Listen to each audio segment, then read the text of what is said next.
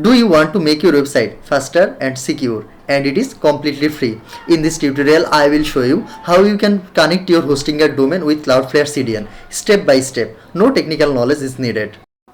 First, log in into your Hostinger Ace panel and Cloudflare account. In Cloudflare, click on Add from the top and select Connect Domain.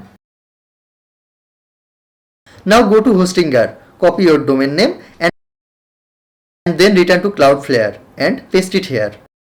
Next, choose a quick scan for DNS record and click Continue. You will see different plan, but select the free plan and continue. Scroll down and click on Continue to activation. Now, Cloudflare will give you two name servers. You need to replace your current name server with this. Go to your Hostinger Ace panel, click on Manage. Next to your domain, then go to DNS or name servers. You will see your current name servers. Replace them with the Cloudflare's name servers. Copy the first name server from the Cloudflare and paste it into the Hostinger.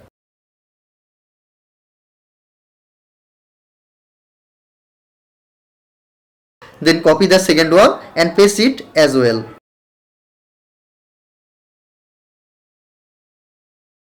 After that, click Save. Now go back to Cloudflare and click Continue.